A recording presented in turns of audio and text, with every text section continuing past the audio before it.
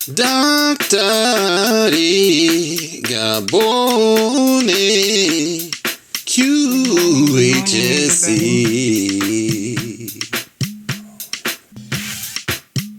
Everybody can hear me? Yeah.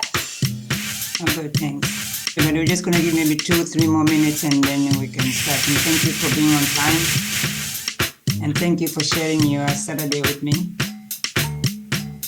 We have a lot of stuff to do. Thank you, Anne, Brian, Qhsc, Dr. Dorothy, Dr. Gwen, Mr. Steve Jones. Thank you, guys. Yeah, at least somebody's on the screen with me. Yeah, it's 4 minutes past. With the respect of your time, and I know it's weekend, so thank you very much for coming. General meeting, which we are dedicating to talk about the medical mission, and it's only less than 2 months.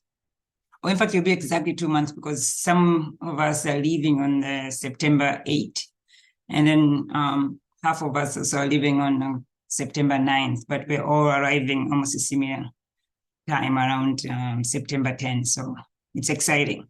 So today is July 8th, and we are so excited to talk about the biggest activity for the Qhsc, and this is to go to a medical mission in September. And I thank all the people who are the global volunteers who dedicate their time, money, and passion to this medical mission. And without you guys, there'll be no medical mission. So thank you again for deciding or making that decision to go and help somebody else. And so welcome to the meeting. So if anybody has any question or anything else before I share the agenda so we can start, please let me know. Going once, going twice. Okay, let's get to it. Hi. Sorry, Harriet. That's okay. Can you hear me? Yes. Hey, it's Annie. Hi. I just wanted to say congratulations. Oh. Thank you. For what? What did I do? What did I pass? Yep. No, thank you. It has been, as I said, it's been so many excitement stuff behind the scene, but one of the many is the medical mission, and we're getting ready to do that. So, and thank you for some of you. I saw you guys 2 weeks already. Wow. That's a long time ago. But anyway, thank you. So let me, thank you. Sorry, I had all the document that I was gonna go through it open, and then this one is, I was trying to print, so it just locks my my screen and I couldn't do it. I have to restart the background. So I apologize for that. But anyway, so the agenda today, yes, it looks big, but a lot of information we've been discussing before. And so I'm just gonna go over quickly. The biggest part is what we need to do now, because we are at that stage of getting things finalized and reservation confirmed, so we secure that we know what we need to do. So today we're going to cover what we've been doing as an organization here in the community, and then what we've been doing for the training so far. And then the medical mission, everybody knows that it's from September 8th to 23rd, but that's 8 because people start leaving a little bit early and we have a delay in, longer connection, and that's why you see days pushed back, but that's Friday night. And then we're just going to share how many people are going to the medical mission this time, and then what are the activities planned for the September, and then the tentative schedule, the details, and who is doing what is going to be shared in the next month, because I was trying to make this meeting a little bit shorter. And I need to meet individually with global volunteers to make sure certain areas we need to discuss so I can finalize. For example, like if people want to share a room, so that means certain things have to change. So I need to talk to individual and make sure everybody is comfortable for what the decision they're making. I don't want to ask that in general meeting and then everybody's shy and say maybe, oh, I don't want to share with so-and-so, or I don't want to do this, that. and that's why we're going to do those one-on-one meeting today. And if people cannot do it today, just let me know, and then we can schedule. It should take probably 5 minutes, at most 10 minutes. So it's not like you have to like reschedule your life to do that meeting. It's just a very quick meeting, just to confirming what you have, what you need, and what we can do from now just to make your experience better. And then just a little bit of review for what we've been done so far. And then, of course, the biggest part is the visa application, that's the main part of this meeting today. So we can start applying for the visa. And then at the end, we're going to have roundtable if you have any questions. So please, people who have not gone to the medical mission, please don't be shy to ask questions. Any questions is valid, because if you don't ask, probably somebody else was afraid to ask, and I wouldn't be able to provide the answers because I don't know if you have that question in mind. I've gone to medical mission almost 6 times, 3 times by myself and 3 with the groups. So there's a lot of stuff that I might not even think about to explain, because I think everybody should know. But if you ask that question, it helps me to know that, okay, I need to direct this information here. I need to make this clear, because everybody is dedicated and giving us so much. I want to make sure your experience is better. I don't want you to go blindly and then you say, oh, I did not know about this. I want to know that part. If you're afraid of asking in front of the group, that's fine. Just text me, call me. I'll be happy to answer that part. There are some people who are going who are going now and they've been here, they've gone before. So if you maybe feel comfortable asking somebody else first and then call me, that's okay. But I don't bite, I promise. And I take all the questions. It doesn't matter if I have to explain 2 or 3 times. I'm okay with that part. So don't feel shy. Okay. First thing on the agenda is just to give you a little background. We've been doing Qhsc ministry volunteering here in Florida.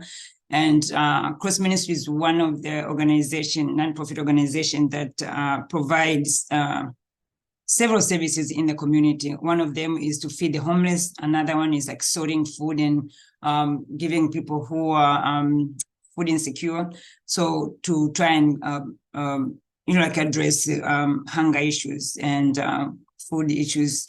So we usually go to volunteer once a month, last Thursday of each month, from 5 to 7. And then so we usually go like between 5 to 7 people and go and volunteer with them. And it's been great. So we've gone on the April 27th, and then we've gone the May 27th. Also, we postponed it because that one, I think one of the workers was not there who was supposed to work with us. And then also we've gone June 29th.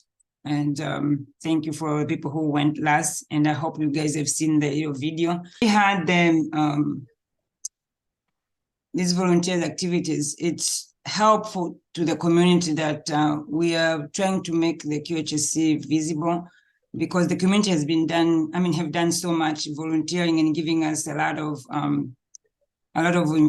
support. So when we go and volunteer, at least we pay back our community here. And then because they always donate a lot of stuff for us to do during the medical mission or throughout the year. So this is one activity that does help and that does highlight things that people are doing. When we are planning to do, one of the activity is postpartum hemorrhage training for the nurses and doctors in Dar es Salaam. We have 4 hospitals, but maybe our focus may go to like 3 hospitals as of now, because there's a lot of logistic needs to be done, permission needs to be done. So it takes a little bit longer. So some hospitals are very excited for us to go, and some of hospital might not be as excited in process-wise. So it takes a little bit longer, people responding. So right now, at least we have definitely confirmed 3 hospitals that will be doing those training. And one of the training is the postpartum hemorrhage. So we are trying to go and teach them quantification of blood loss. That means like when the pregnant mom delivers, so we want to know exactly how much she's bleeding after the delivery. And is she at risk for postpartum hemorrhage or severe postpartum hemorrhage? Because as we know, the statistic right now, 47% of the people who are experiencing postpartum hemorrhage end up dying. So that is a huge statistic. And we want to try to address that by teaching few things. to help minimize the frequency or for the patients to experience a severe postpartum hemorrhage. We did have training before, so to try and make sure we are on the same page, and they are aware of what we're planning to do, and we did ask them to start doing things before we get there. So when we get there, we can continue. For example, we were asking them to get the scale so we can weigh the pads and stuff. So, and then we want to hear their challenges now before we get there. So when we get there, then at least we say, okay, this is what we need to do, or this is what we need to address. And this training right now for this medical mission is going to be in individual hospitals. So it's not like we are going to gather all 4 hospitals like last year and then teach them in one place. No, we want to be in the unit working with the doctors and nurses while they're taking care of those patients. So this online training is just to prepare them for what we're going to be doing when we get there. So the next training we did was neonatal sepsis. Dr. Msambichaka and Dr. Guido did present on that one.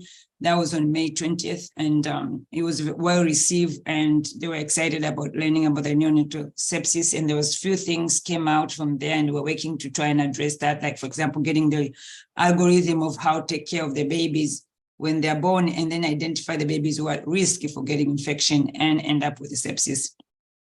So those are the things that the nurses or the doctors can put on the bedside and be able to say, okay, if the baby is experiencing A, B, C, D, these are the things that you need to worry about or identify or screen for, and then give them treatment or prophylactic therapy to try and prevent from the baby experiencing that. Because by the time the baby is experiencing neonatal sepsis, we're already too late.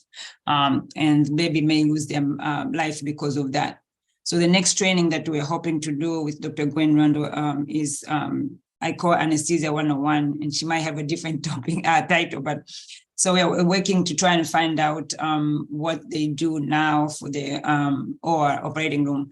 And then so she's been working with the group of anesthesia and trying to get more information, and then to try and offer the class between this July and August before we get there. So, and then when we get there, at least we know what areas we need to, she needs to focus on, and then so we can address their needs. So those are at least for the 3 schedule right now. We do work on the 4th one, which is OB emergencies, which is kind of related to postpartum hemorrhage, but this is just encompasses other complications like, patient with diabetes, patient with preeclampsia, patient with hypertension.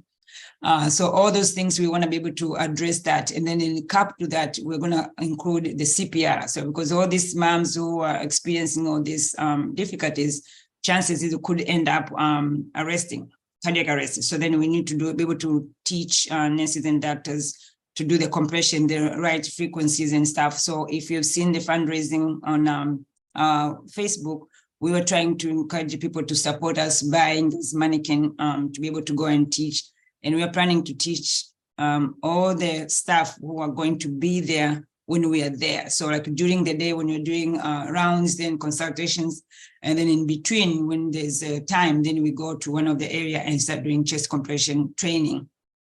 So it's not like they're going to be certified, because we're still working on all the logistic of getting those trainers to be able to provide those training and then offer a certification at the end. But what we are doing is just the training for the providing the skills training and validation to make sure your chest compression with the ventilation. How do you identify the patient who has that, and how do you address that, but to try and recover this patient and hopefully help them to go back home. So those are logistic stuff going on right now. And then so that part, the CPR is lumped with the postpartum hemorrhage and the OB emergencies. So we are still working on that, and we're going to send information when we need to. Okay, medical mission, we know the dates. I know we've been advertising as September 9 just because it's a Saturday to Saturday, but also, because of the flights, we've been buying some of the flights, especially people who are coming from Miami. We have to do a day early so we can be able to connect with everybody else the next day in when you're connecting the flights, so then we don't left behind.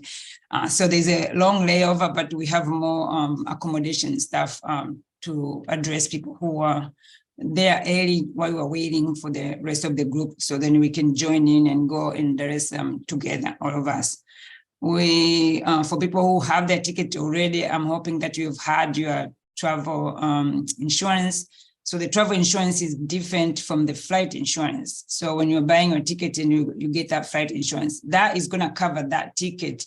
And then if you get sick, that insurance is not covering. So the travel insurance is including your tickets and medical issue. If just in case something happens, then we need to bring you back home for medical care, or even to initiate medical care there, stabilize, and then bring you back. The flight and everything else, all this are covered in the insurance.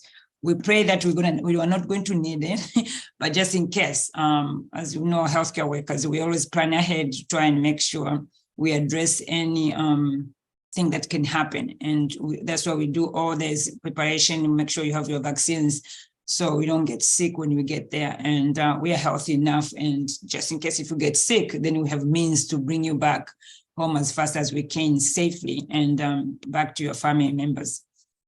So for people who have the tickets, please just make sure you have your travel insurance, and the travel insurance goes with the flight amount. I know somebody was asking me, should we cover the whole medical mission? You can if you want, because that's your choice. I can't tell you not to do to cover yourself, but it's going to be a little bit more money with that part. For example, my travel insurance from my related to my ticket is $59. I mean, it's almost $60, and it covers for all those 2 weeks we were there. So you start with the day you're going, so it covers until the day you come back.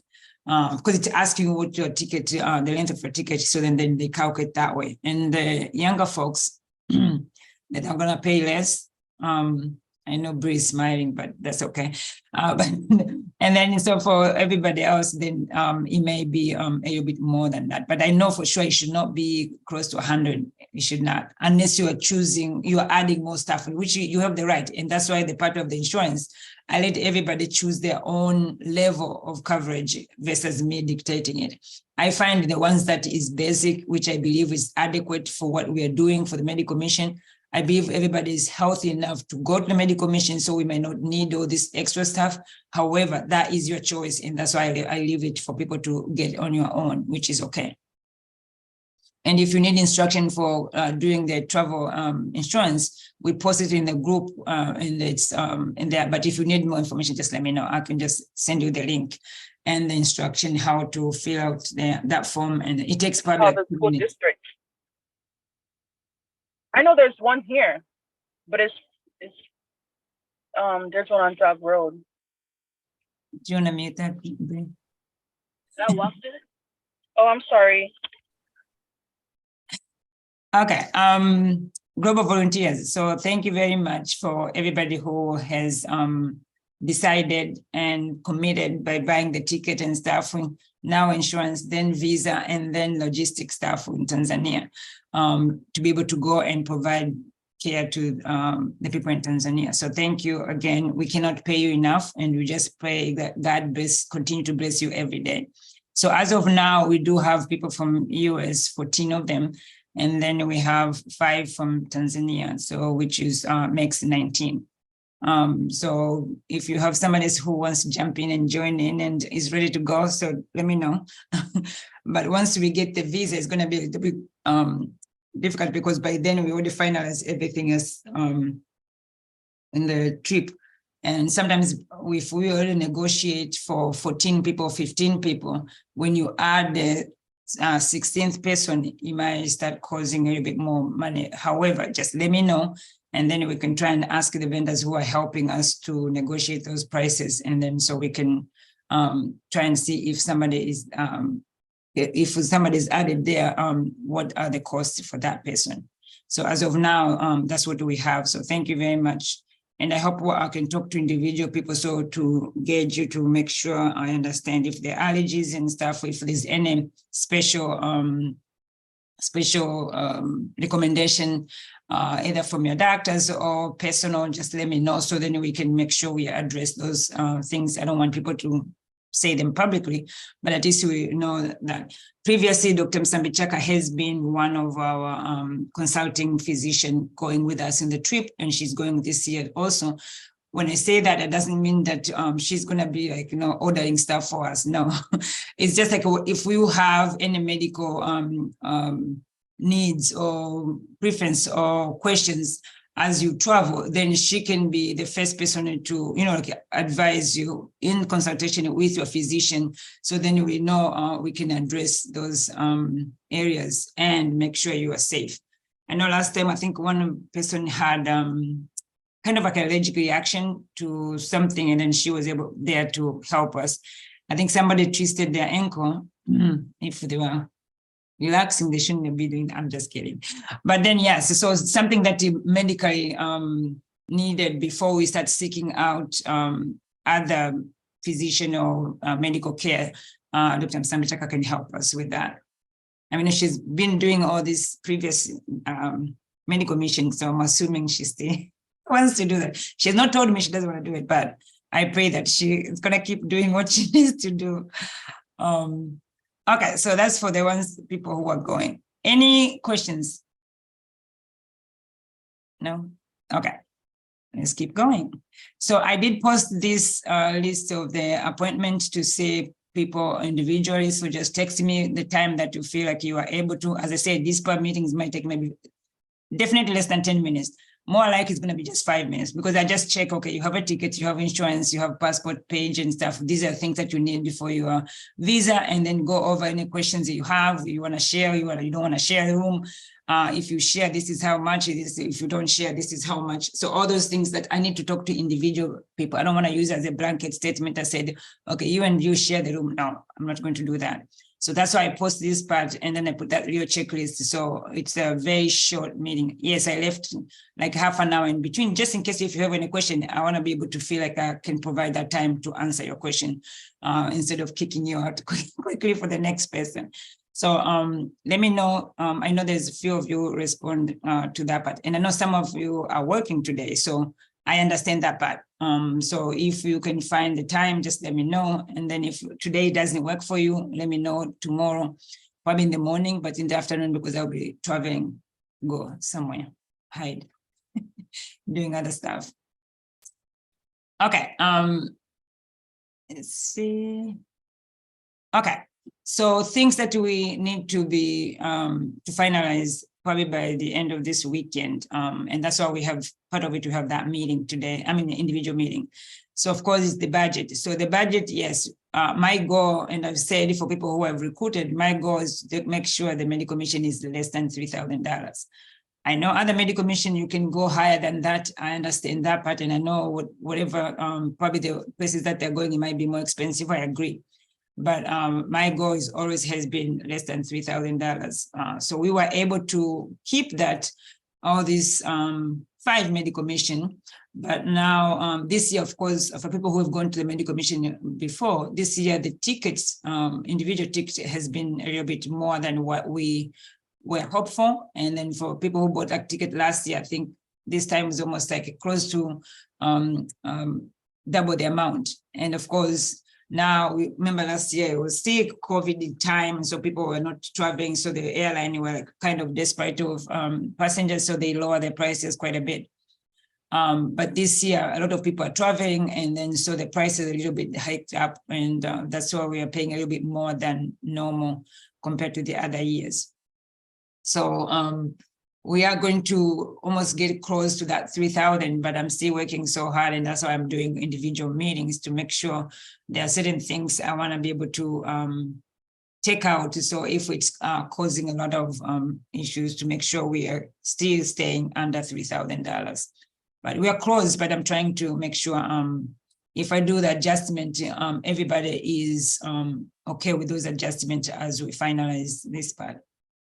Hopefully you've completed the confidentiality forms. I know some of you have sent them to me. That also we're going to discuss during the meetings, just one-on-one meeting, just to make sure, yes, you have these forms. You're supposed to sign 3 forms for this medical mission. One of them is the confidentiality. Whatever you see is not going to be shared publicly to expose patients' names or individual information that can be shared out there. We don't do that. There are certain things that we do for purpose of raising money. Let's say if you're taking somebody else who has burn on their skin. So to ask for money to get skin grafting, paid for it or something like that. Those are different. And usually we always get the consent for that person through the organization to make sure, okay, we are taking this picture, we are going to use it as one of the ad to try and ask people or solicit funds to be able to support you financially with that part. Do no harm, definitely. We don't want anybody getting in trouble because maybe they did not know certain things that they cannot do. And then, or they do things beyond the scope of their practice. So we don't want to get injured ourselves or injure somebody else. So those are self-explanatory. If you have any issues or questions, I know Mr. Paranka did send the information a while back and has your video explaining those forms. So then we can share that form if people need more length explanation for that part. Yes. The global volunteer conduct also things that you can or cannot do as a group. And then things that we do in the medical mission, they're always in a group because that's how we get those discounts and that's how we are able to keep the price low. So there are certain things that you are going to be expected to do. And those are, I'm hoping that people have read that. I think it's like a page and a little half there. And then what they can or cannot do during the medical mission. So please just review those forms. And if you have any question, let me know, we can do that. We thank Dr. Gwen for creating the initial form, and then we did revise a little bit to make sure it's clear. And now it's definitely clear and it's already given. I think I sent it in beginning of at the end of May or beginning of June. So if you didn't get the forms, or maybe check your spam. If not, just let me know. I can just forward you the email, then you get all the information that we need. That email also included the preparation guides. This is the one that tells you all the immunization or the medication. You need to take that section of the medication back to your physician. I will provide healthcare providers to try and order those medication for you. So there's some medication that you may need for a month. I don't mean you take it every day. So there's some medication you take a week before the medical mission, the day of the set of medical mission, and then a week, and the week after, 4 weeks after that. So you get almost 6 pills. So the problem is, or the challenge is, you need to get this medication like now, because if you're getting medication through your insurance, they only cover for a month, which is only 4 weeks, and you need 6 pills. So doing early to be able to be like a month even before you leave, then you get the rest of the pills with you. So then when you go to the medical mission, you don't have to worry about, oh, do I have enough or not? But there are also some medication that you have to take every day. So you need to be able to choose that and then make sure you get what you need. And when you come back, usually there's some medication you have to continue taking it because you build it that resistance and then try to fight to keep your body safe, even if when you come back at least for the next 3 or 4 weeks. So, but your provider is going to be able to do that. And then please share that form. We got that form from the CDC for anybody who is going to Tanzania. That's what the guidance we forward them. So the recommendation, that's what we have there. And if we can keep up that way, that would be great. Okay. This was just a sample for the people who need to get the travel insurance. As I said, a lot of people have gotten their travel insurance. So this was an example. If your ticket costs $14.50 and then you're going to Tanzania for all that part, and then your age is whatever the age is. And then so when you put a quote there, it's going to give you a certain number of, a certain number of quotes that they give you a different amount. So it depends on what the coverage is. So if you can see, like, for example, the first one, it just give you like the ticket is going to be covered just in case there's any cancellation. Let's say flight stay, or it's not going that day or whatever. They're going to give you a full amount of your ticket. And then if there's any, you get sick or something, that medical evacuation, they're going to pay up to $250,000 per person. Emergency medical, so if they have to stabilize you before they move you there, you don't need to pay anything out of the pocket, but they will cover almost $100,000. And then if the baggage is lost, they cover $500 per person. Flight accident, I mean, this is not covered for that one. That's why you see maybe there's 58.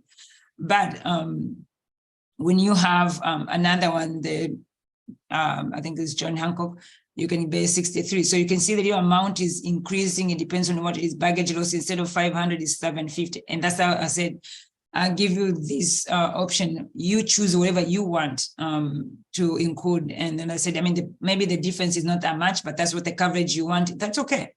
And then, of course, the 12-week is 63. So it depends. All of these have good international review. People have used that so many years.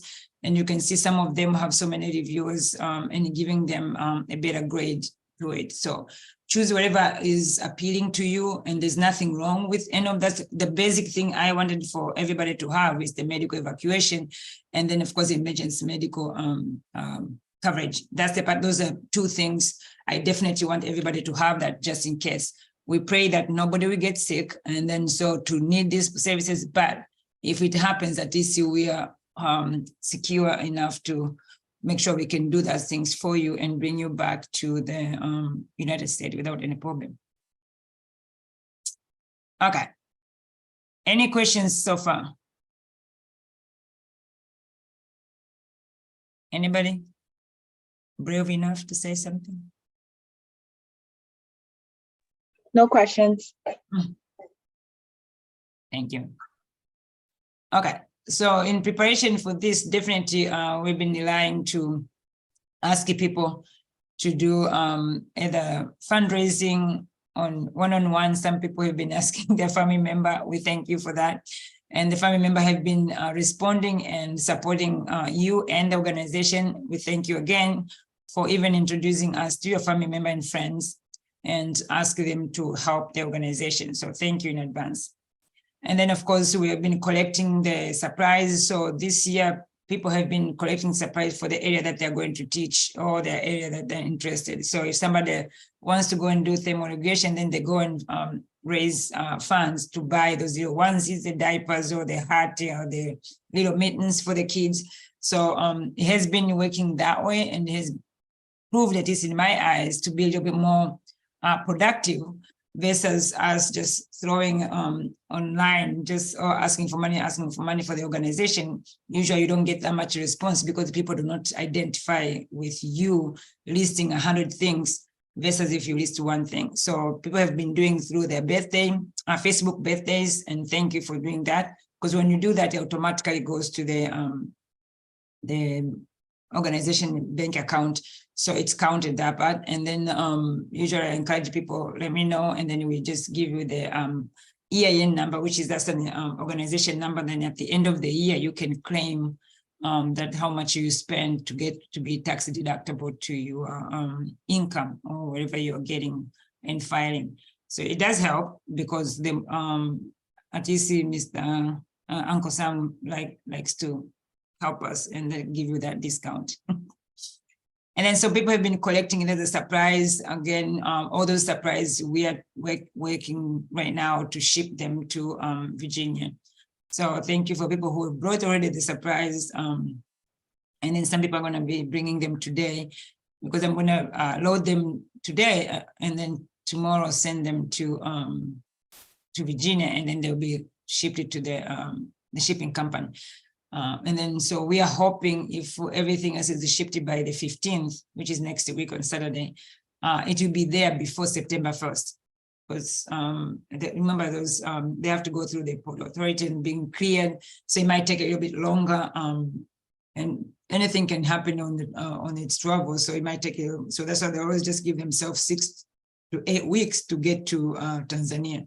And we want it there because some of the, for example, the postpartum hemorrhage training supplies are in there, and we want to make sure they're there. So when we're there at the hospital, we're teaching with our supplies versus just explain and then let them receive the supplies later on, which is not going to help because we want to be able to be doing right then and there.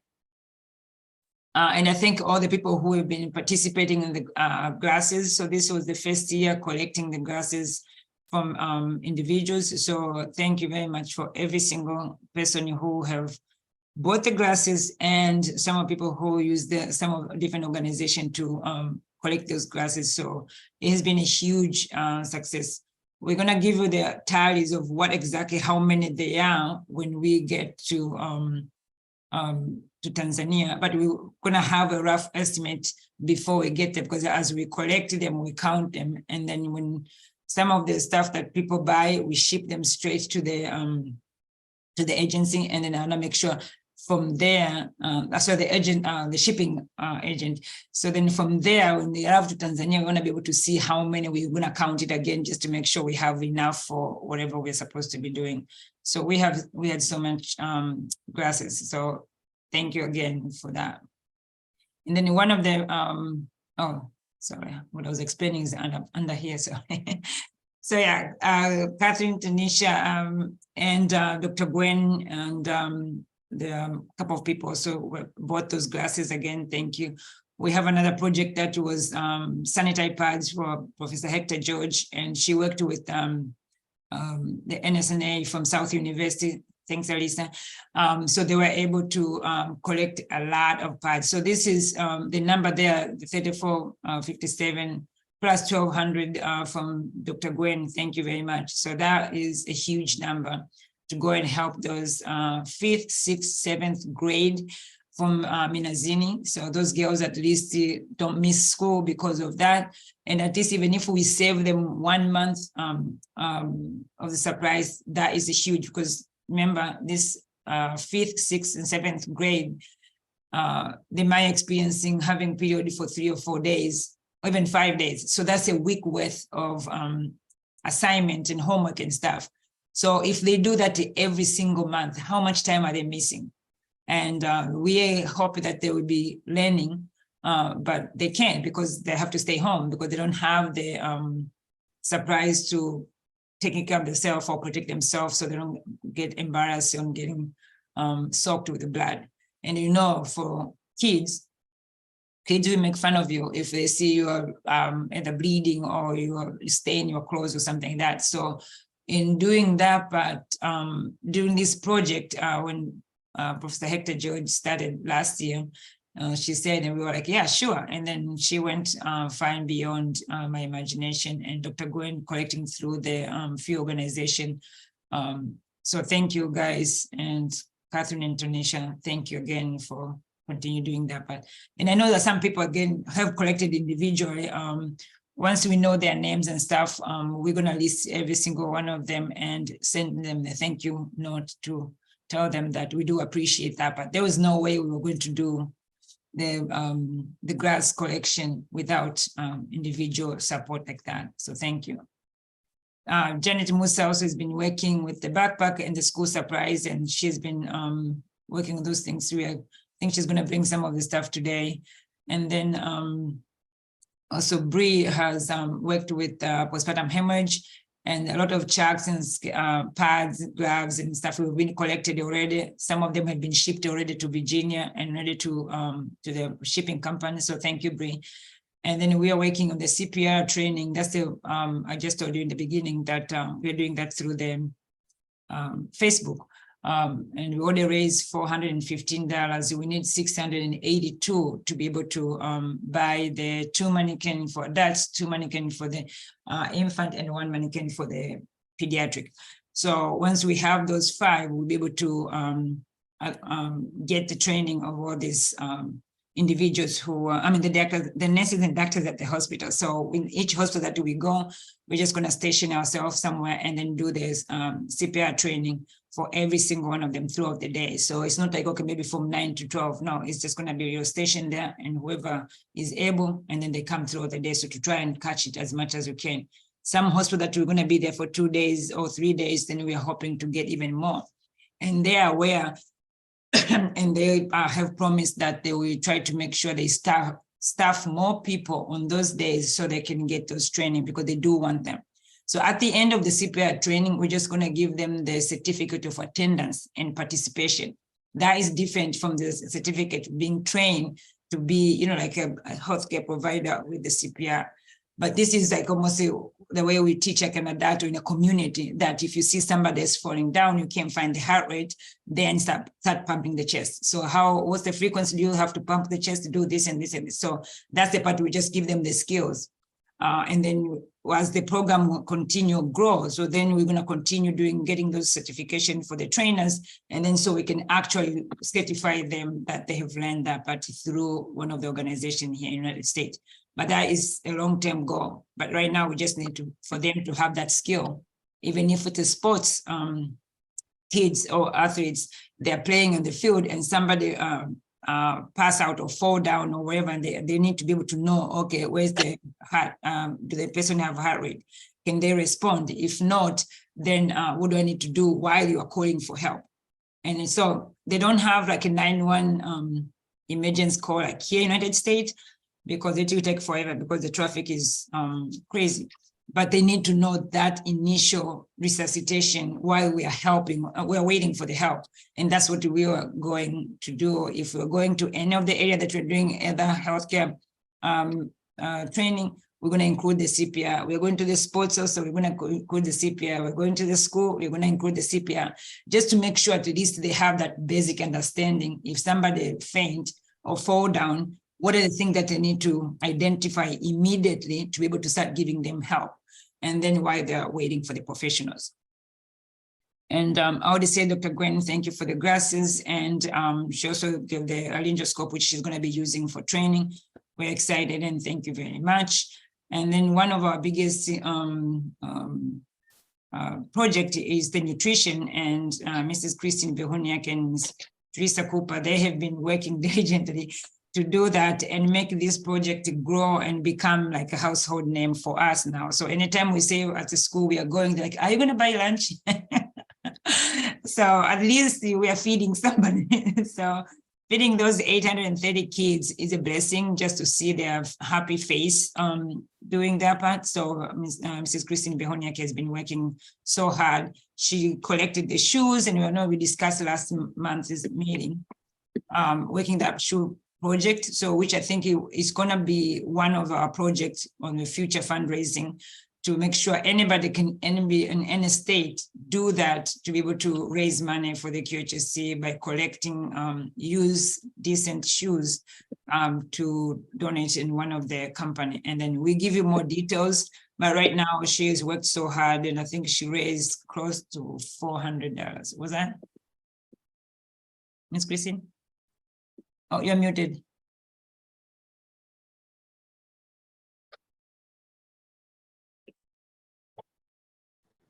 Yeah, for the shoes, Yes. yes. Okay, no, thank you very much. So we're gonna make it that project that is a countrywide project, because it looks, I mean, I know it's a lot of work calling for people and asking around, but it's a little bit less strenuous, that you're not begging people for money, because you are asking for things that they are going to dispose anyway.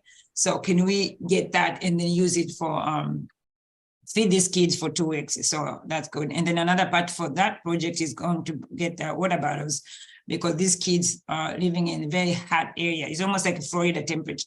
And then so they play outside all the time. And then so they have to, if we get them to have those water bottles, that will be helpful. Cliff Bar. So Mrs. Teresa Cooper, thank you. She also went out again and get us the Cliff Bar, I think it close to 3,000, if I'm remembering correct. And those Cliff Bar have arrived in Virginia at the end of last month. Now they're already at the shipping. There she is. You're muted.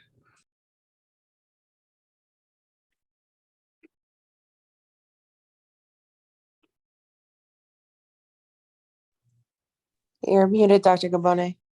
Hi, Catherine.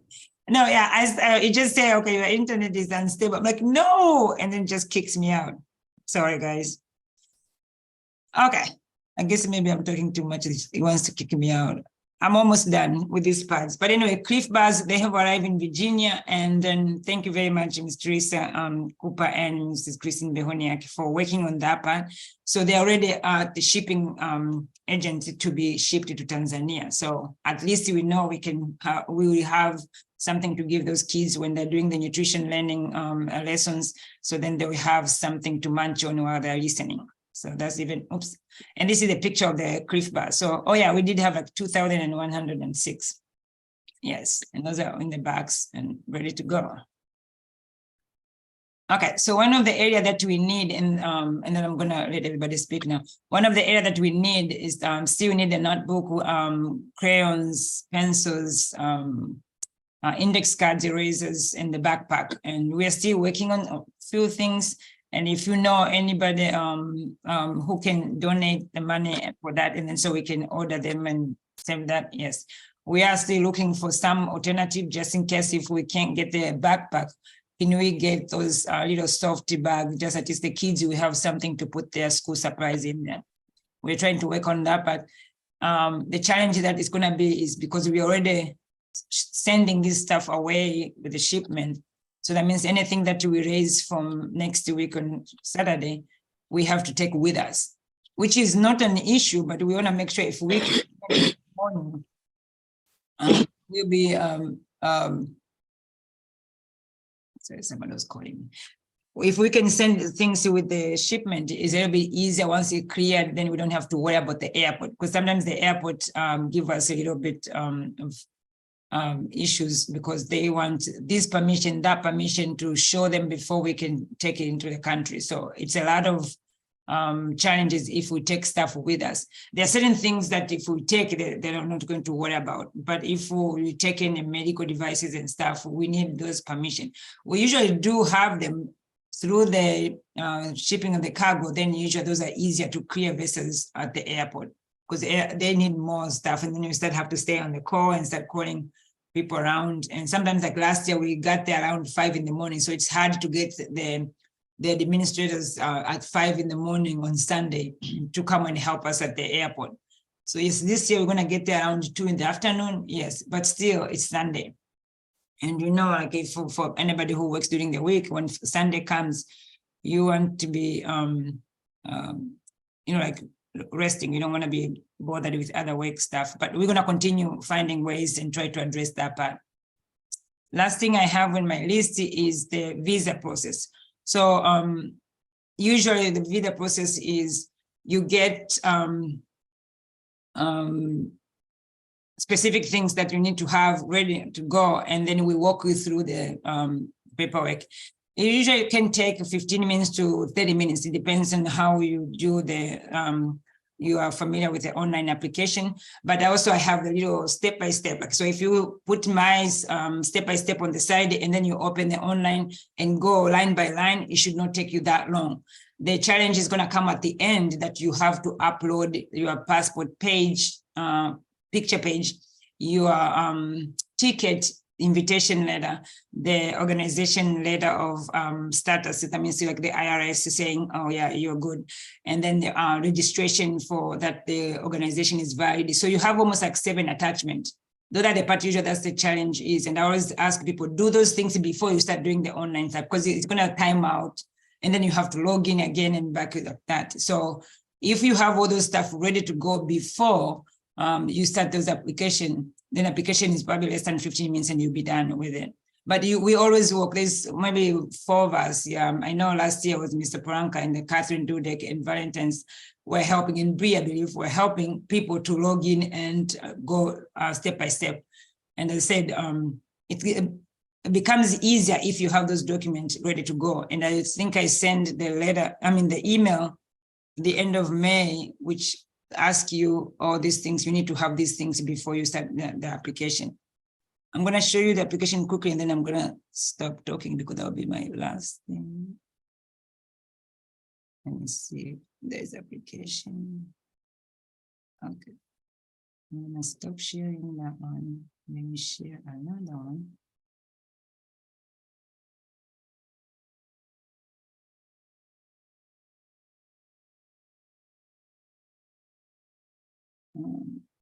Not this one.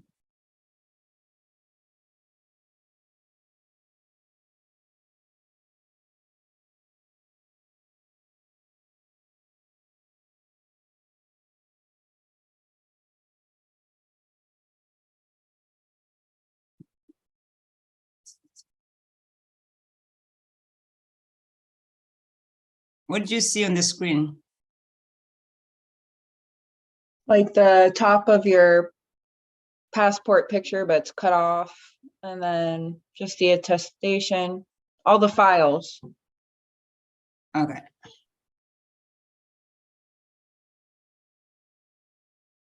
I have 3 documents here. Okay, there we go.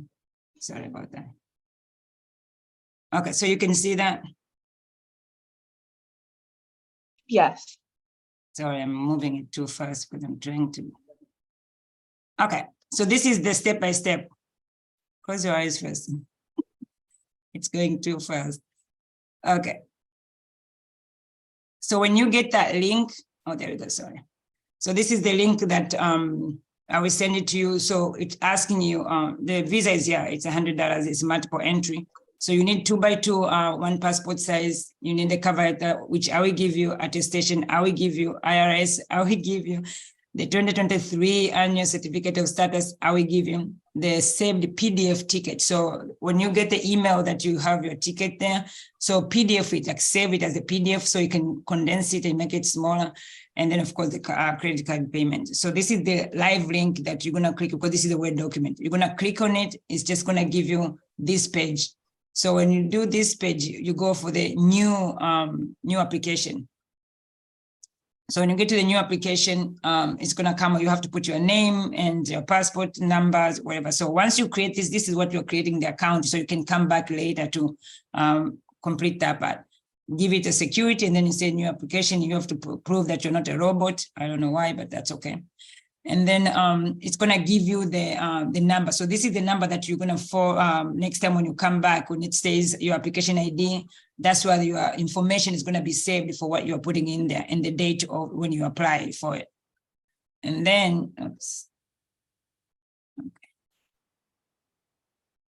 So the next page, when you click it out, and so it's going to ask you for your name, the middle name. So this is more information, I mean, personal, but so you see this page, you put your information, always save and continue. Don't exit, because exit, that is going to close that form. Then it's going to ask you about your physical address, the phone number and stuff, so all those stuff, continue. And then, so this is the part, as I said, when they ask you passport type, we just want ordinary. We're not looking at the business or whatever temporary stuff. No, we just want ordinary. And then usually your passport number should come out like there, because you already input it before, and then the place that was issued and the time that it was there. That's fine. And then you have to select the country, and then I put all the information that I want. So if this is your first time, when you said yes, the last visit thing is going to disappear. If this is your first time, no, then it's going to ask you the last visit. So just put the last year you went to the medical mission, or the year you went to the medical mission with us, not other people, but just with us. And then the last visa number. Most of the time you can see there's no red star there. If you're not going to remember, don't worry about it. If you remember, that's fine, but I fill out mine without number, and it just continue. I didn't have any problem with that part. And then of course, designation. I mean, all these things are already been completed in there for you.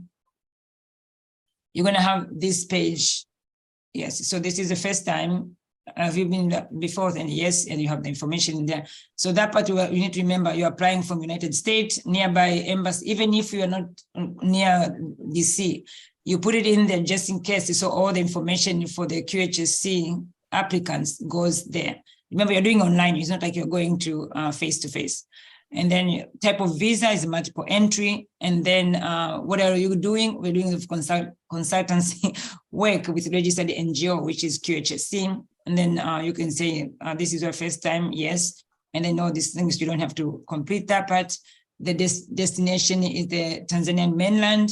You're going through the airport, and the airport will be like Dar es Salaam, Julius Nyerere. Port of departure, we're going to depart in the same place. Unless you're staying longer on your own, that's fine. And then date of arrival, I put 9 because there are some people who are getting there early. So wherever your ticket says arrival date, then put it there.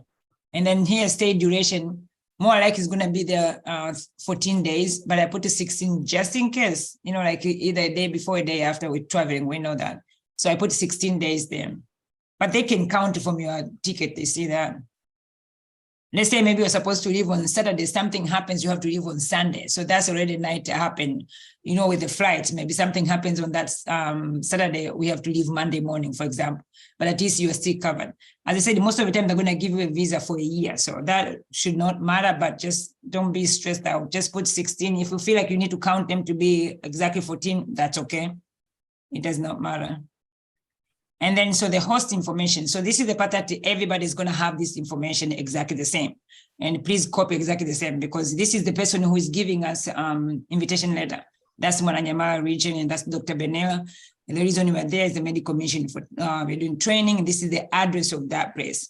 And then for the hotel, we continue this one, or it might change because there's two issue with the hotel right now. We want to try to find the one which is cheaper and located in the center of all those three hospitals.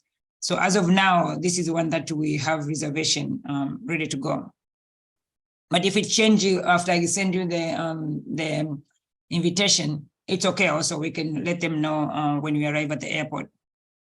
I mean, I will let them know. You don't have to worry about it because we are going as a group. Because remember, you're going to be attached with Qhsc. So if I change the address of where Qhsc is going, you are going with it. So you don't have to go back and reapply the visa, no. Okay, and who is going with you? You can just say, are you traveling as a group? Yes, we're going to travel as a group, and then that's the Qhsc group. Are you taking your kids with you? No. Okay, so this is the last page that usually a lot of people have challenges with.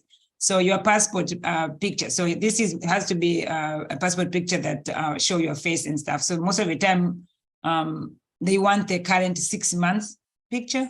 So you can do that. And then of course the passport picture page, that's when you're gonna, because remember you're doing online. You're not sending your passport to them, no? You're just doing it online. So they want you to take a picture of the passport page and then PDF it. So then to make it smaller. So you can fit, because if it's too big, it's gonna keep saying, no, it's too big, no, too big. If sometimes the easier thing, just pull out on your screen on your computer and then snip it and then save it. And then usually it makes it smaller versus an actual picture with the high HD and all the fancy stuff. But you have to play around with it to make sure. That's why I said do those things before you need to apply. Next, documents, those are the things that I will give you most of that, but the attestation means like organization is saying you are going with us, so we validate that you are part of the group. The ticket, of course, you already bought that part, and then you put the PDF, invitation letter, that's what I'm gonna give you from that, Dr. Benella. And then this is for the organization status, like what we are registered now. And then the last thing is the IRS to say our organization is the nonprofit organization, and we have the IRS letter. I will send you that information. So for you is to find your picture, your passport page copy, and then your ticket. So those are all three things you need. I will give you the full stuff when I send you the in an email. And then when we are helping you to complete that form, then you go through that part.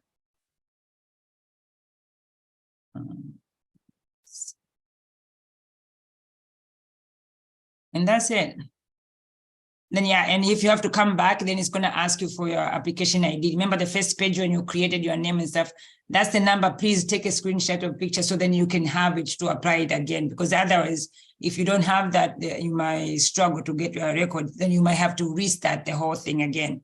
But if you have that number, then you can put it in there. So it'd be like just continue. When you come back, it'd be like a continue application versus start from the beginning. And then after that is just the payment of the $100 for all the visas.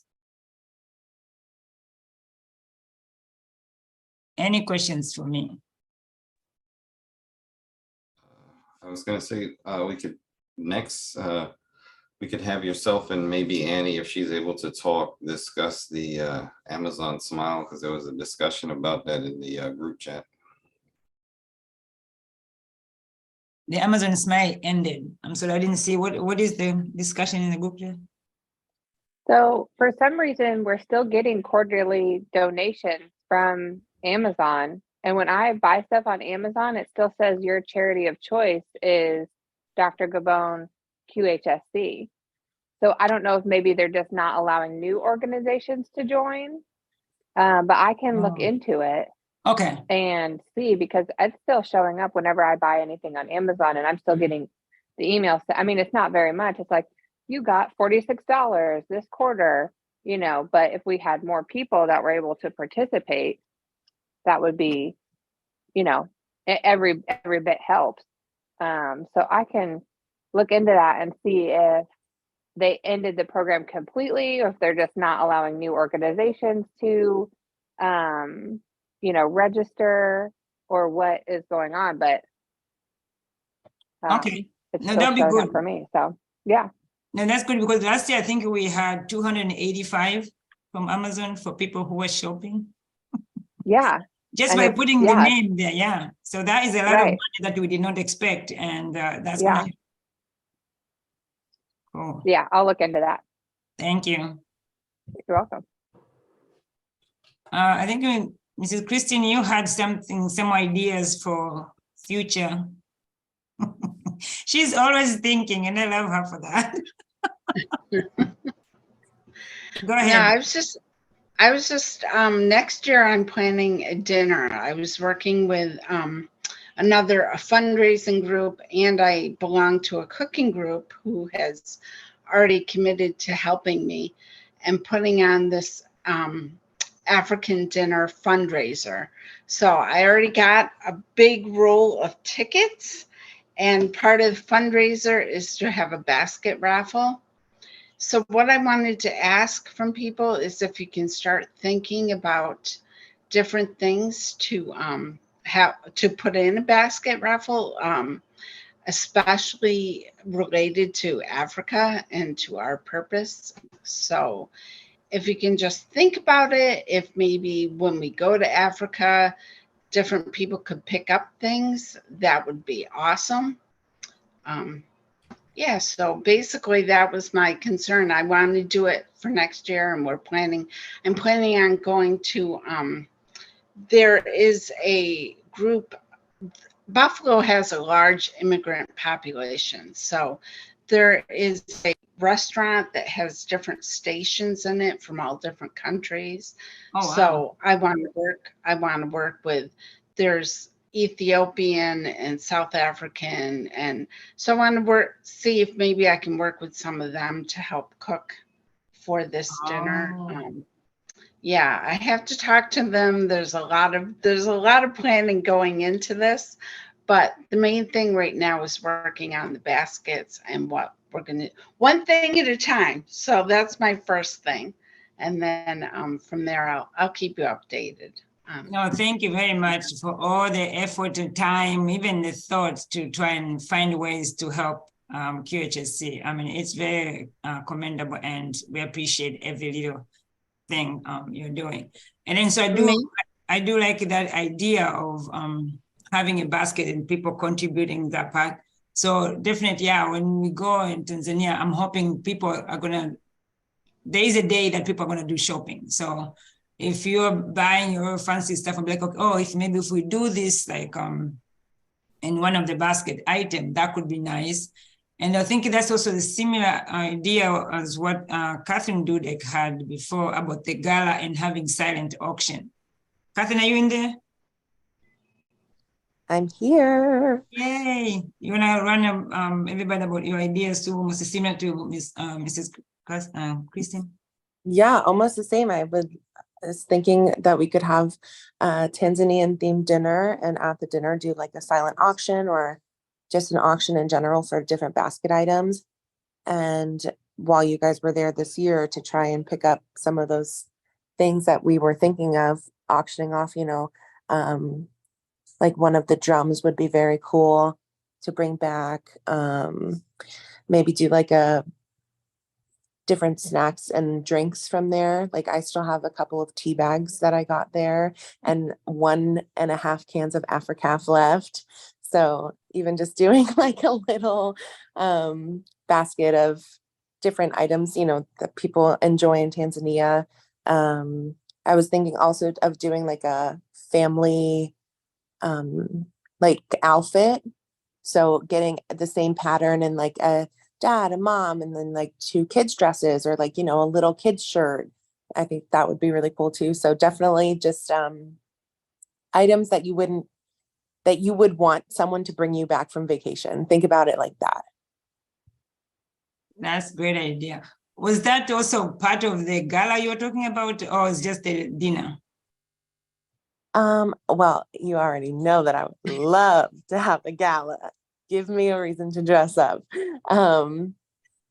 Yes, But we yeah, want a gala, yes. to do that all in the same night, like the gala and the auction and the dinner, and just make it a big, a big event, a must-attend event, if you will. Yeah, I'm coming in. Where's the ticket? I'm gonna start with the Buffalo dinner, and then I'm gonna come to your gala.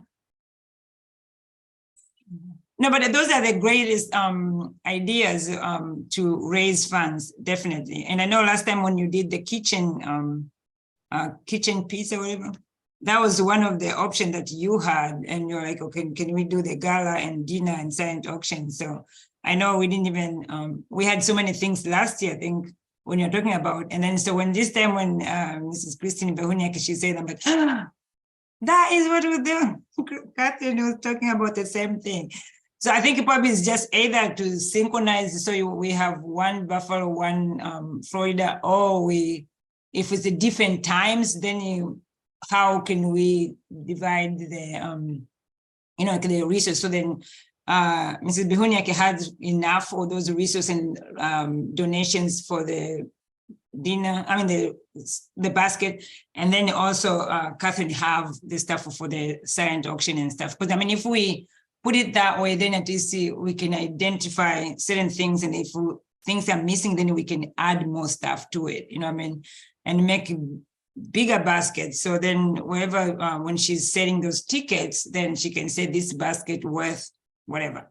And then so people will be like, oh, I want that basket because it has so many things that I can use. And then, okay, so the silent auction has A, B, C, D, then those things also will help. So, any other suggestion, guys? Somebody who has also similar idea, better idea, or whatever?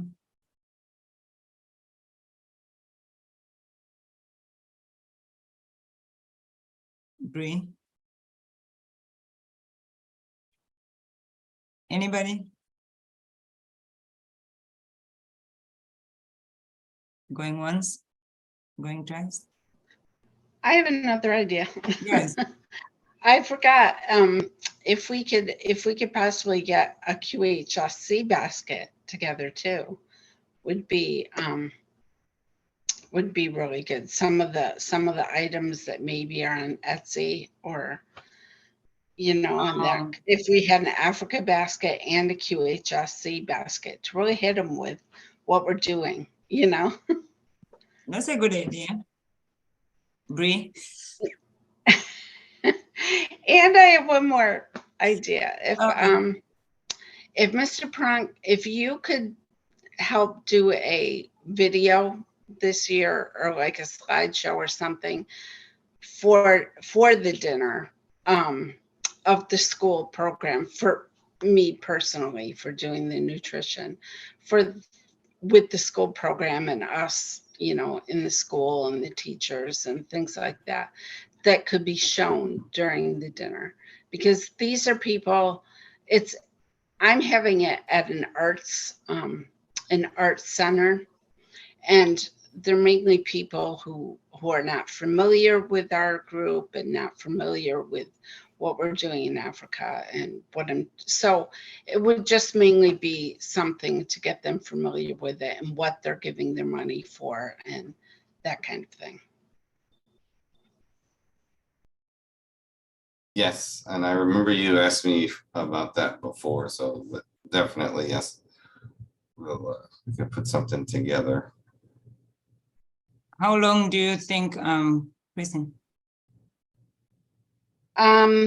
Even if it's something I could put on a loop, and just have it playing.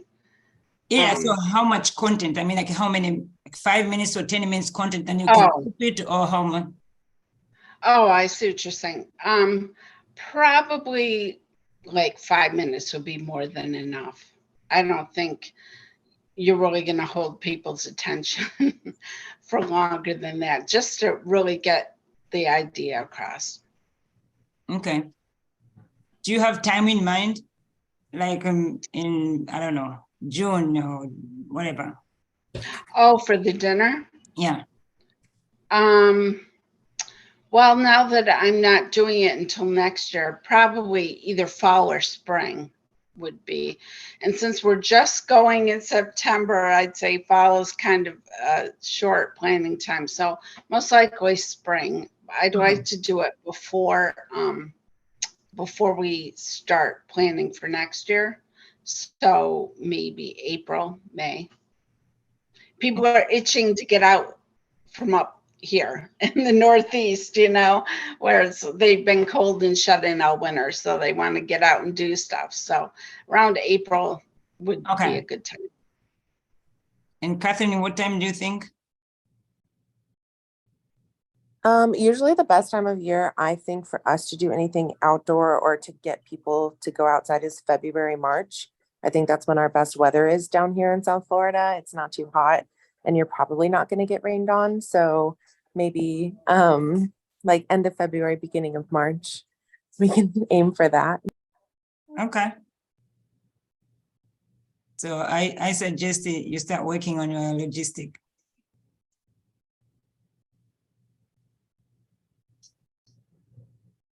Okay, so no, thank you for those ideas. Huh? I can help Catherine with that since I'm here too. Oh, perfect. Yeah. Thank you, Dr. Gwen. Thank you, Dr. Gwen. Welcome. Dr. Gwen. Okay, so for the medical mission, anybody has any questions, stuff that we need to do for the things that I went over paper-wise and stuff?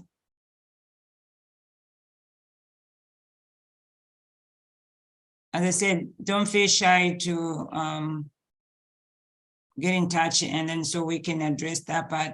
Thank you, Catherine. Thank you, Mrs. Behuniak, for those ideas, because that's how it's going to help us to sustain the activities and have be more organized. And if we have the schedules throughout and people know what the area they need to work on, that helps. And for the new people, even if maybe you feel maybe I can't do by myself, but if you want to join in, like quickly jump in, like what Dr. Gwen has demonstrated for us, that's an example to be followed. So anybody wants to jump in, even if you live in a different state and you want to help Mrs. Behuniak, I mean, a lot of stuff can still be done online. Jump in and volunteer, learn through it, then learn the process, and then we can try to share the load so then to make the QHSC better. I think that would be helpful. And I know Mr. Pranka had a few ideas about getting organized and getting stuff like a spell out so everybody knows the expectations, when we need to do this, when these things has to be done throughout the year so we can plan ahead. Like what they're both saying right now, spring and I mean end of winter and spring is the time to do it. So then planning should start now, so we're getting more organized and not stressed out at the last minute. Everybody's rushing through it. So I think that will be good. Yeah, I think we're gonna probably because I noticed that we're kind of moving in that direction already. And I wasn't really gonna say anything about it at this point in time because we're really just, usually once it gets time for the medical mission, we kind of start focusing directly on that. Yeah, so we're looking to kind of come up with a more structured and focused approach, as Ms. Kristen alluded to and as Catherine alluded to. We were taking advantage of the optimal times of the year for fundraising. So, and I was just looking at it actually on Google, and as Ms. Kristen said, generally it's right before the summer, and as Catherine said, it could be right after the holidays too, but you don't want to come into conflict with certain times of the year, like the holiday season. So if we're going to do something, it should be like right before that, or it's springtime or fall before, Thanksgiving and Christmas and all that stuff like that. But then I've also noticed on social media, I've seen a lot of these big corporations are doing these matching funds announcements and stuff like that. So it's just kind of like trying to get us so that we are prepared and that we actually have a schedule or an agenda where we're actually doing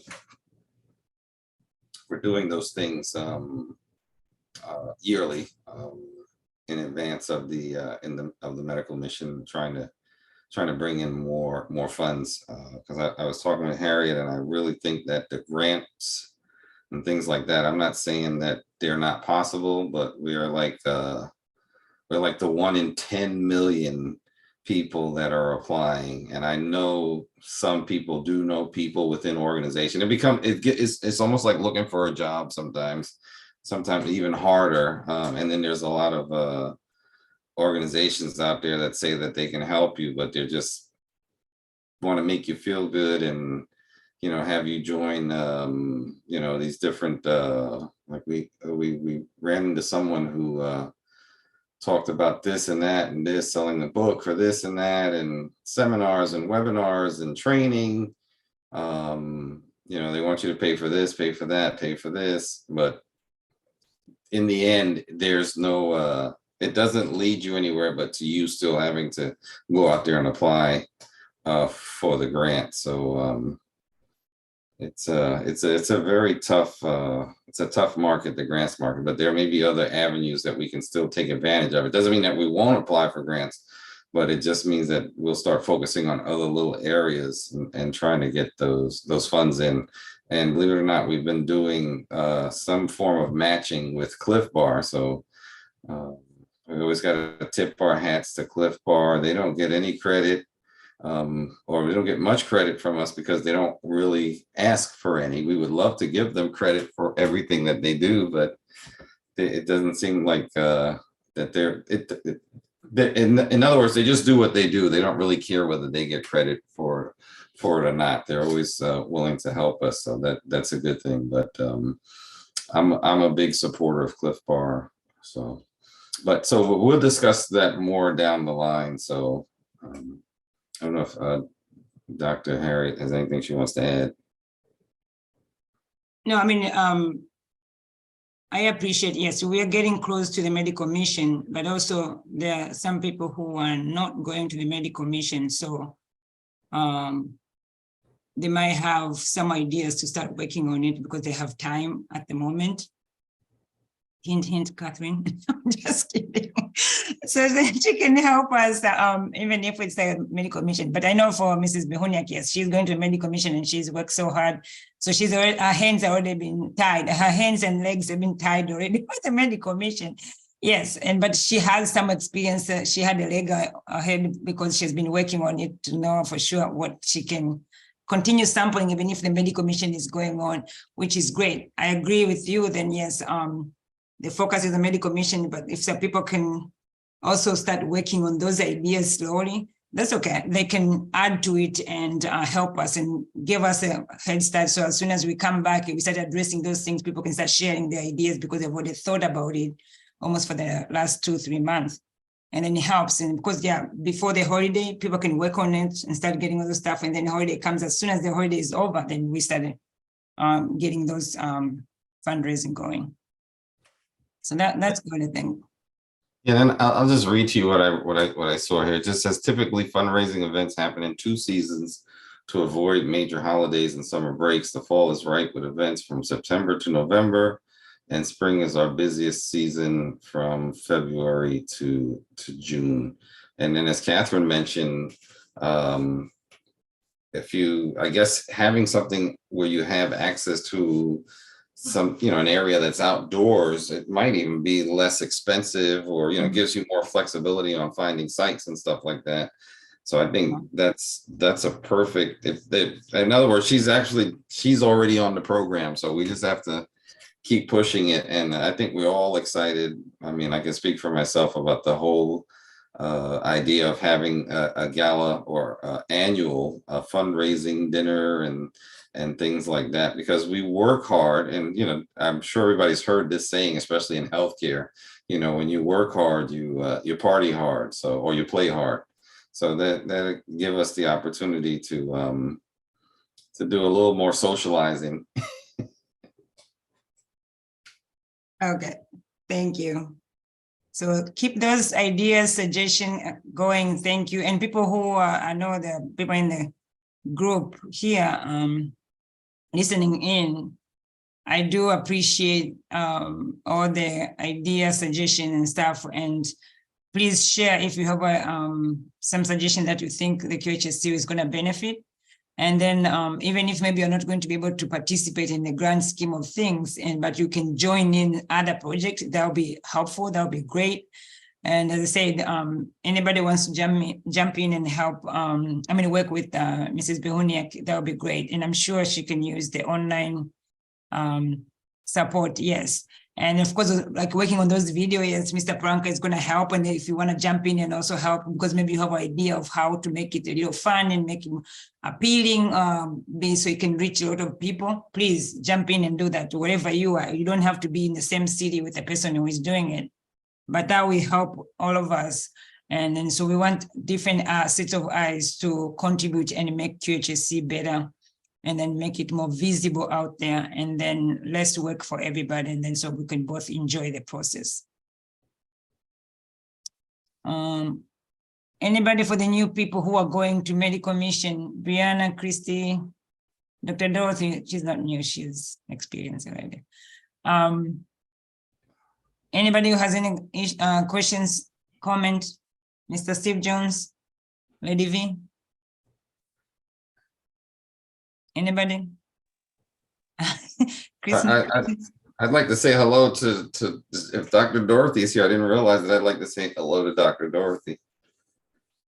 Yeah, we miss Dr. Dorothy. We had so much fun. Hi, Hello.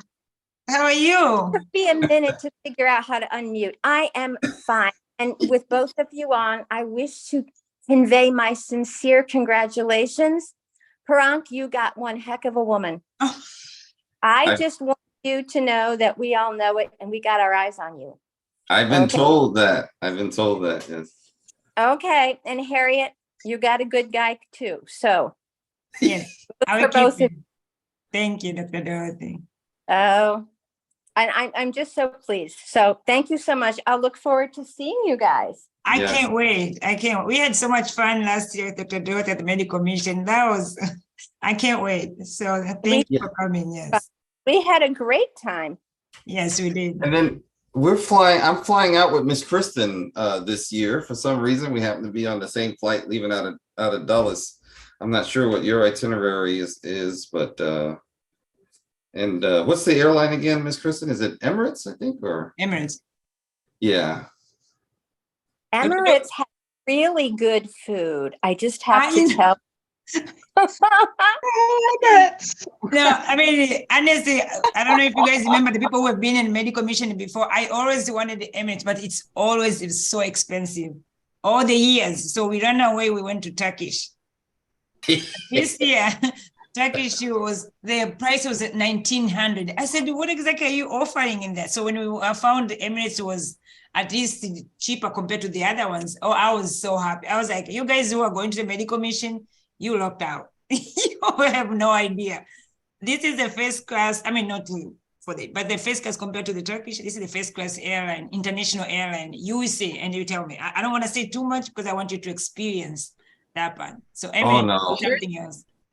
Here's a little story about Turkish. I got up in the middle of the night to use the bathroom, and a woman sitting behind me had taken her shoes off and her bare foot was sticking out in the aisle. I accidentally stepped on her foot. She jumped out of her seat. I thought she was going to clock me right in the face. I was like, I'm sorry. I'm so sorry. So the seats, you are like practically sitting in someone's lap. Yes. It's so tight. Yeah. That's the reason now I'm like, oh God, it's hard to go back. Once you go to the Emirates, I know people who are going to medical mission in the future, they're going to say, no. We'll see, but I'm so excited. I mean, I'm jealous. Oh, sorry. And I am jealous myself. But Steve, you're coming with us. Hey, Steve, you're coming through Dulles? No, I don't know where I'm coming through yet. I have to look at my airline ticket. I've been flying so much this year. I have to figure out where I am. No, but have you traveled with Emirates before, Mr. Jones? No, I have not. I've always wanted, I'm like you, Doctor, I've always wanted to travel with it, but they are the world's greatest international airline, and It their is. service It is is. impeccable. Yes. Oh, they don't play them, and No, they don't what's the play. other airline from that region there?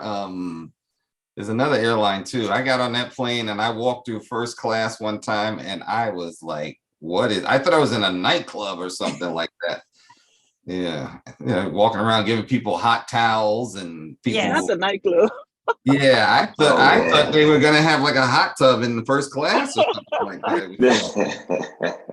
No, but I mean, Emirates is the great service, international flights, and it's spacious. You don't have to, like paying the extra here in US, like they want to add more stuff, but it's just more roomy. So you can stretch your legs. The entertainment services, oh my goodness, you have no idea. The services, just the food. Yeah, I don't know. I mean, you say, I can't wait just to see the reaction from people.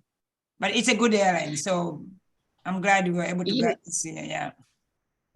I have friends from the Middle East and Asia, and everyone says Emirates. Yeah. Fly Emirates. Oh, and So- Qatar. Qatar's the other one. Yeah, they It's the don't. second one. Yes. So if I have to choose Qatar and Emirates, I would choose Emirates all the time. Qatar is the second best. Qatar definitely is way better than Turkish, but yeah. But and then so for the long layover for Emirates, because it's like almost I think 14 hours. So usually when you're going there, it's long, but usually people who are there, we start working already on our schedule and activity stuff. So it doesn't feel that long. And most of the time, it depends on the time that we arrive. More likely they might offer us a hotel. So we might get shuttle out and go to the hotel and come back afterwards because it's a long time, but we're working on those logistics right now. You don't have to pay extras, it's just because your ticket. Per law, I think in more than 8 or 10 hours layover, you have to provide accommodation. They have to provide accommodation. So that was one of the areas that we told the agents to include. And they were saying within a month of the ticket, then we need to let them know so they can start looking for the areas that people who are going to be there waiting. Then we go as a group and rest somewhere else and then come back. So, I mean, that's part of Huh? We all meet in Dubai, correct? Yes. The whole group meets in Dubai. Yes. And we got to do our TikTok video this year. Oh. Now I'm really jealous. I'm sorry. Sorry, I might. It seems like I might be getting put back on camera duty, so I can never get my camera back. I know. No, but we also learn how to do the streaming. So then hopefully this year streaming is going to be better. Whoever has a cell phone, we have to share the details on the account so we can do all the YouTube and Facebook streaming when we're doing the training and streaming. And then so majority of the training is going to be on the individual hospital. So we're going to spend more time in each hospital, which the nurses and doctors are so excited because then at least we have one-on-one more with the nurses and doctors, see them as they provide the care and then be able to offer consultation as they are there. So sometimes that works very well, especially for people who are very quiet.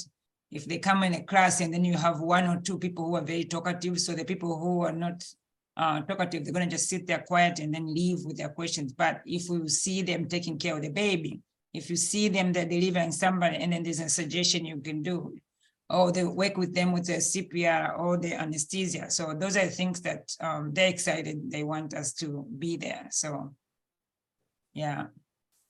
We're going to be praying for Victoria so that she can come on the medical mission. I know. Next year I'll be able to come. I know I can't come this year. I've gotten told no 3 or 4 times, so I'm like, okay, I'm not asking anymore. They even know before you ask. Well, they knew I was going last year when I was in the program, so I started asking last year. And they were like, okay, you know that this is an internship, so no, you cannot. I was like, okay, no problem. Yes, I am sad. Oh, no, don't be sad. Don't be sad, please.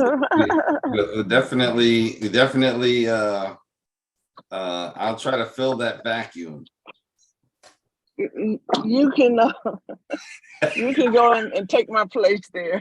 Yes, I just gotta get, I think I'm gonna be at the Holiday Inn Express this weekend, so I'll see if I can meet up with someone there who's done like, burn and stuff like that and see what I can pick up. Take Raymond back. Yes. I know he was very helpful. Brianna, any questions, concern, comment? No questions. I'm glad you're here. I can't wait. I am so excited for you guys to help us with the CPR and stuff. And Bria, I know she's gonna jump out of the chair as soon as I start talking about the CPR because she is ecstatic. I'm excited too. Yes, so all the nurses, oh gosh, Christy, and so just practicing your CPR. We're gonna be teaching every single nurse and doctor you see. Yeah, and if we don't raise enough money for the mannequins, you guys can use me. No.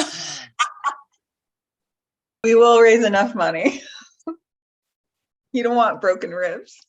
Yes, you don't want to, yes, they're gonna break your ribs. No, you don't want to do that.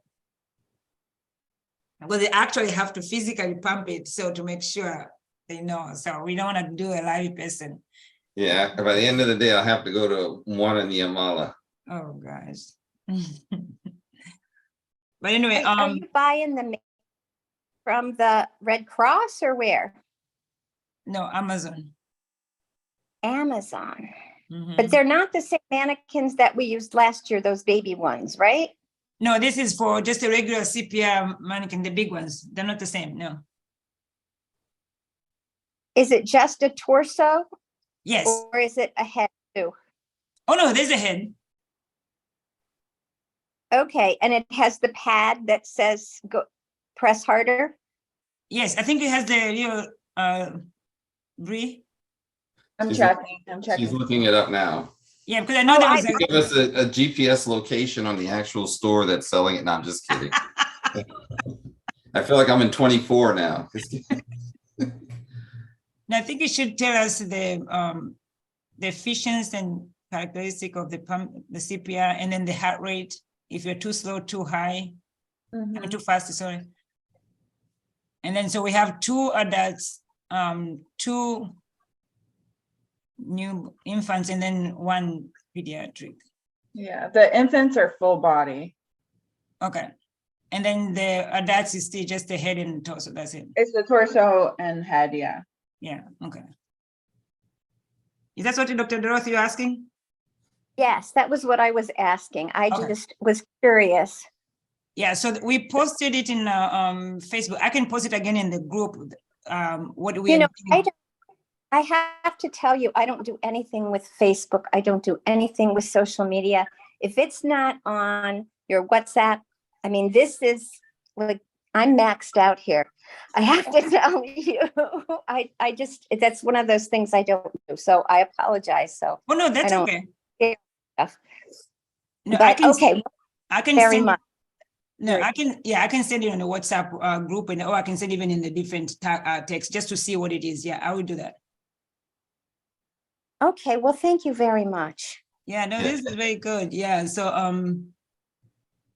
And Dr. Dorothy, don't worry, because when I say we're doing a TikTok video, it's I mean, I'm serious about it, but it's a joke because I don't even have a TikTok account. I wouldn't even know how to use one. Oh, well, you know, I have been on pictures in Facebooks that other people have posted, but I don't have an account and I don't go there.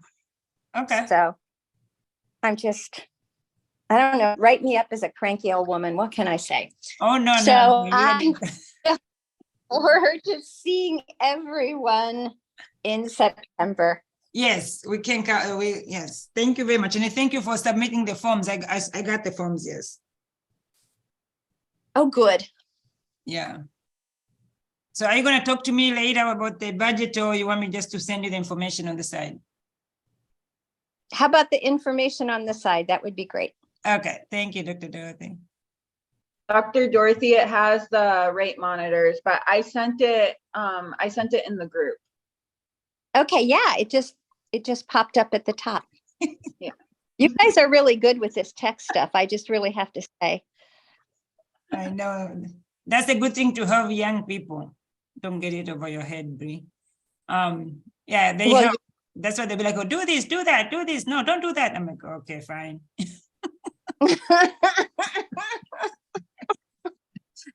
So I'm with you, Dr. Dorothy. I'm like, I'm okay. I do a little bit better, but I'm like, you know what? Just show me where to do it. That's fine. Yeah. Which button do I push? Let me know. Exactly. Yes. Okay, so you guys, I thank you. If we don't have any question, comment and stuff, just meet me on the side, people who needs to know their budget stuff, and then we take it from there. But as I said, by the end of this month, definitely we should have had the visas and stuff, and then we already start contributing or paying for the logistic so we can secure and stuff back home.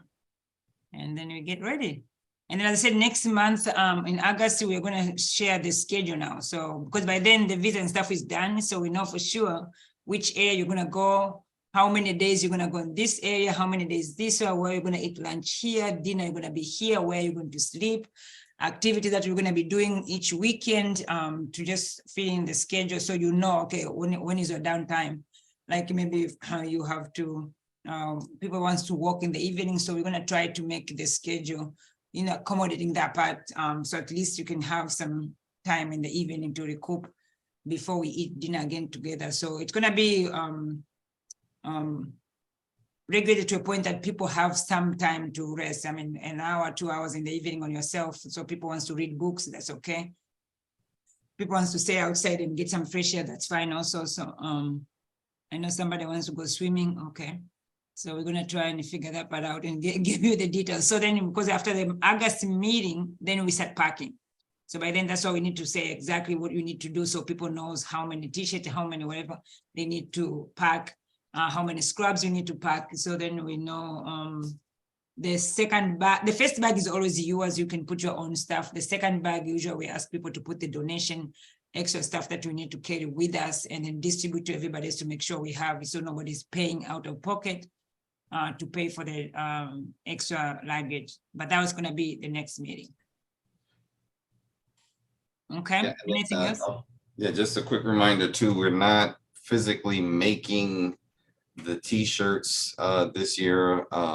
They'll be purchased through the Etsy link that we have for Qhsc.